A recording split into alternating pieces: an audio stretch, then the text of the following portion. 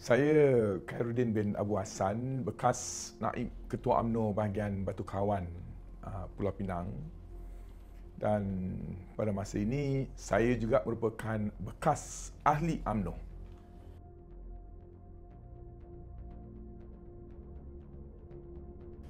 Hakikatnya, saya tidak mempunyai masalah bekerjasama dengan mana-mana pemimpin-pemimpin pembangkang. Malahan dari dulu lagi pun saya tidak pernah mengambil satu pendekatan berseteru dengan pemimpin-pemimpin pembangkang. Tetapi pada hari ini cuma saya agak lebih proaktif di dalam menggerakkan pergerakan deklarasi rakyat ni bersama dengan pemimpin-pemimpin pembangkang, kerana pada hari ini parti UMNO sudah tidak relevan lagi. Parti UMNO sudah irrelevant. Parti UMNO sudah mati pada hakikatnya. Parti UMNO tidak memperjuangkan lagi wadah perjuangan seperti mana dahulu. Jadi apabila saya sedar bahawa parti UMNO bukan merupakan satu platform yang terbaik untuk kita nak menggerakkan perjuangan untuk nak menegakkan kebenaran bagi menyelamatkan tanah air kita, maka sebab itulah saya memilih untuk berada sebagai salah seorang daripada penggerak deklarasi rakyat. Kerana saya rasa semua orang tahu hala tuju deklarasi rakyat ni cukup jelas, amat jelas untuk nak selamatkan tanah air kita pada hari ini. Oh, saya amat yakin sokongan rakyat pada hari ini saya rasa amat baik.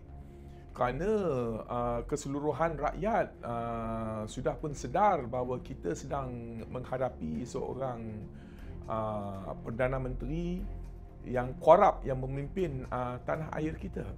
Najib Tun Razak ini sedang diselubungi oleh pelbagai isu dan skandal kewangan yang terbesar di tanah air kita, dan juga salah satu isu kewangan yang terbesar di dunia selepas kes FIFA kalau tak salah saya. Jadi saya rasa pendirian saya khususnya Najib Tun Razak ini harus berundur, kerana dia tidak layak lagi untuk nak memimpin tanah air kita. Segala bukti-bukti semakin hari semakin jelas akan pelbagai salah laku yang dilakukan oleh mereka. Dan saya juga apabila saya bergerak ke seluruh pelosok tanah air ketika saya berada bersama dengan ahli-ahli masyarakat di peringkat akar umbi, rakyat pada keseluruhannya pada hari ini amat menyokong kuat wadah perjuangan deklarasi rakyat.